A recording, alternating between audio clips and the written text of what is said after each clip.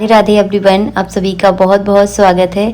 कार्तिक के महीने में नित्य तुलसी पूजा कैसे की जाती है और ये पूजा आपको सुबह के समय कैसे करनी है। तो सभी लोग जो है ना इस पूजा को कर सकते हैं कार्तिक के महीने का पूरा फल प्राप्त करने के लिए। तो यहाँ सुबह सुबह का समय है और मैं थोड़ा सा लेट वीडियो बना रही हूँ ताकि आप लोगों को अच्छे से दिखा पाऊँ। हो सके तो पूजा आप थोड़ा सा जल्दी कीजिएगा, जैसे कि 5 या 6 बजे, यानी सूर्य उदय होने से पहले अगर आप तुलसी की पूजा करते हैं कार्तिक के महीने में तो इसके अनंत गुना फल आपको प्राप्त होते हैं। ये है हमारी तुलसी मैया। तो चलिए अब मैं आपको पूजा करके दिखाती हूँ। अभी थोड़ा सा उजाला हो गया है लेकिन सूर्य उदय अभी नहीं हुए थे।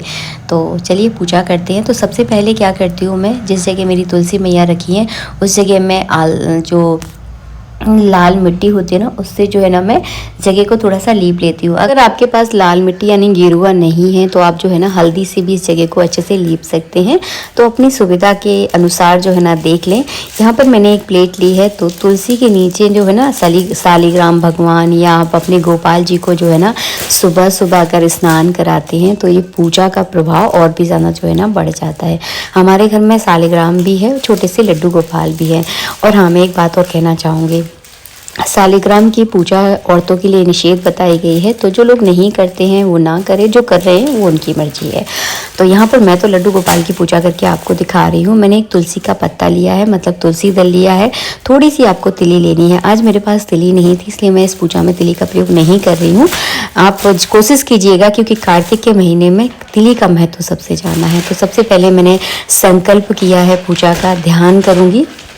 उसके बाद जो है ना मैं यहाँ पर दीपक प्रज्वलित करूँगी। तो मैंने घी का दीपक तैयार कर लिया है। जब तक मैं इस पूजा को करती हूँ ना तब तक घी का दीपक मैं जलने देती हूँ। इसके बाद कराऊंगी मैं गोपाल जी को स्नान तुलसी के वृक्ष के नीचे। तो भगवान विष्णु को तुलसी बहुत प्रिय है और तुलसी अगर उनकी पूजा में प्रयोग की जाती है, उस जगह पर जहाँ पर तुलसी है उस जगह उनका पूजन अर्चना की जाती है तो ये पूजा का प्रभाव बहुत ज़्यादा हो जाता है। तो यहाँ पर मैंने शुद्ध जल से स्नान करवाया है। इसके बाद जो है ना आप चाहें तो पंचामृत से भी स्नान करवा सकते हैं, गंधोदक स्नान करवा सकते हैं। मैंने केवल शुद्ध जल से स्नान करवाया है। इसके बाद हम अंग पोषण करेंगे और ठाकुर जी का करेंगे फिर श्रृंगार। कार्तिक के महीने में अगर आप इस तरह से तुलसी के वृक्ष के नीचे अगर भगवान की पूजा अर्चना करते हैं तो ये महीना आपके लिए बहुत ज़्यादा फलदायी हो जाता है। और कार्तिक का महीना सबसे ज़्यादा दीपदान के लिए माना जाता है। तो यहाँ पर जो है ना तुलसी में मैंने 1 लोटा जल चढ़ा दिया है। तुलसी को जो है ना आप चुन्नी ज़रूर उठाएं। मैंने इस समय हटा दी थी क्योंकि मैं वीडियो बना रही थी उस चक्कर में। तो इसके बाद जो है ना मैं यहाँ पर जो है ना जो कुमकुम होता है उससे जो है ना तुलसी मैया को तिलक कर दूँगी। तिली चढ़ा दीजिए आप। तिली बहुत ज़्यादा ज़रूरी है। मैं यहाँ पे आपको चावल चढ़ा के दिखा रही हूँ, लेकिन तिली का बहुत ज़्यादा महत्व होता है कार्तिक के महीने में।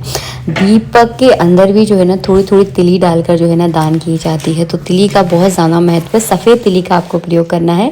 इसके बाद जो है ना मैं यहाँ पे तुलसी जो है ना भगवान पर अर्पित कर दूँगी। सुबह सुबह भगवान का जो है ना भोग लगा दीजिए। अगर सुबह सुबह अगर ज़्यादा कुछ नहीं बन पा रहा है तो केवल मिश्री का या ड्राई फ्रूट का भोग लगा दीजिए, कोई दिक्कत नहीं है। जो सुबह हो जाए उसका ही भोग आप लगा सकते हैं। इसके बाद तुलसी मैया पे जो है ना मैं फूल चढ़ा दूँगी। अगर आपके पास माला है तो आप माला भी पहना सकते हैं।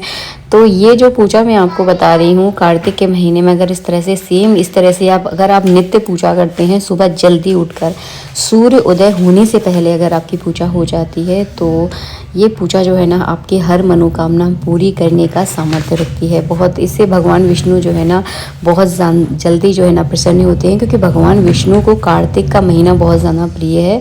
और कार्तिक के महीने में भगवान विष्णु की विशेष आराधना जो है ना की जाती है। कई ऐसे उपाय हैं जो कि कार्तिक के महीने में ही किए जाते हैं भगवान विष्णु की आराधना के लिए। इसके बाद जो है ना हम यहाँ पे करेंगे दीपदान। दीपदान तुलसी के वृक्ष के नीचे कैसे किया जाता है इस वीडियो में मैं आप लोगों के साथ ये भी शेयर कर रही हूँ। तो आप 7, 5, 11, 21 इस तरह से दीपक तैयार कर लीजिए। आप यहाँ पर तिली के तेल के दीपक जला सकते हैं। घी के दीपक जो है ना आप जला सकते हैं। अगर आप घी के जला रहे हैं तो थोड़ी थोड़ी जो है ना इसके अंदर आप तिली के दाने डाल दीजिए। तो आपके जो है ना तिल का भी जो है ना आपका दान हो जाएगा। तो सारे दीपकों को जो है ना मैं इस तरह से प्रज्वलित कर लूँगी। और दीपक जलाने में थोड़ा सा टाइम लगता है तो कुछ लोग क्या करते हैं दीपक से दीपक जला देते हैं, तो वो नहीं करना है आपको।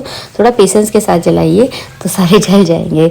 तो इस तरह से जो है ना मैंने सारे दीपक जला दिए हैं। और इन दीपकों का चलो आप पूजन करेंगे और सूर्य उदय होने से पहले जो है ना सारे दीपकों का हम दीपदान करेंगे। थोड़ा सा आज मेरा वीडियो थोड़ा सा लेट हो गया है क्योंकि आप लोगों के लिए वीडियो बनाने में थोड़ा सा टाइम लग जाता है ना। अगर पूजा करनी हो तो जल्दी हो जाती है, लेकिन कुछ सब कुछ आप लोगों के साथ दिखाना हो ना तो थोड़ा सा टाइम जो है ना लग जाता है। तो इस तरह से जो है ना मैं तुलसी के वृक्ष के नीचे और ठाकुर जी के सामने जो है ना इन 7 दीपकों को इस तरह से रख दूँगी। फिर जो है ना रोली चावल से जो है ना इन दीपकों का इस तरह से आप पूजन कर दीजिए और इस तरह से जो है ना दीपदान किए जाते हैं। तो बता दूं दीपदान किया क्यों जाता है। तो दीपदान इसीलिए किया जाता है कि दीपक की रोशनी जितने दूर तक जाती है, जितनी दूर तक इसका उजाला जाता है, कहते हैं कि उतनी ही यश और कीर्ति आपको जो है ना इस संसार में देखने के लिए मिलती है। बहुत नाम रोशन जो है ना आपका होता है, इसीलिए दीपदान का सबसे ज़्यादा महत्व है। खासकर कार्तिक के महीने में ज़्यादा दीपदान किए जाते हैं। अगर आप किसी तीर्थ स्थान में जा रहे हैं तो वहाँ पर आप दीपदान ज़रूर करें। इस वीडियो में मैंने आपके साथ शेयर किया है तुलसी पूजा और दीपदान करने का तरीका। तो सुबह शाम आपके पास जिस समय टाइम हो ना उस समय आप इस पूजा को कर सकते हैं। अपने हिसाब से आप देख लें, क्योंकि सबकी जो लाइफ स्टाइल है थोड़ी अलग अलग होती है, तो आप अपने हिसाब से जो है ना मैनेज कर लें। इसके बाद जो है ना मैंने आरती की, आरती करने के बाद जल का अर्घ्य दिया। फिर जो है ना परिक्रमा की जाती है। वैसे अगर आप 108 परिक्रमा अगर तुलसी की करते हैं तो ज़्यादा अच्छा है। और फिर आप जो है ना अपने हिसाब से देख लें, क्योंकि कुछ लोगों के शरीर में इतना सामर्थ्य नहीं होता कि 108 परिक्रमा कर पाएँ डेली। आपके पास जितना टाइम हो, जितना समय हो, उस हिसाब से जो है ना परिक्रमा ज़रूर करें। कम से कम 11 परिक्रमा आप तुलसी की ज़रूर करें। सुबह या शाम दोनों समय जो है ना दीपदान कर सकते हैं, लेकिन सूर्य उदय जब हो जाता है, जब ज़्यादा उजाला हो जाता है, उस समय दीपदान हमें नहीं करना चाहिए, क्योंकि कुदरती उजाला जो है ना उस समय हो जाता है। अंधकार में जो है ना दीपदान किए जाते हैं। मैं थोड़ा आपको उजाले में वीडियो मैंने बना कर दिखाया है ताकि आपको स्पष्ट रूप से सब कुछ दिखा सकूँ। तो आप थोड़ा अंधेरे में दीपदान करें ताकि दीपदान का आपका पूरा जो फल है वो आपको पूरा प्राप्त हो। अगर आप देखना चाहते हैं कि नदी में किस तरह से दीपदान किए जाते हैं तो आप मुझे कमेंट करें, मैं आपको जल्दी से जल्दी वीडियो बनाकर पोस्ट करूंगी। राधे राधे।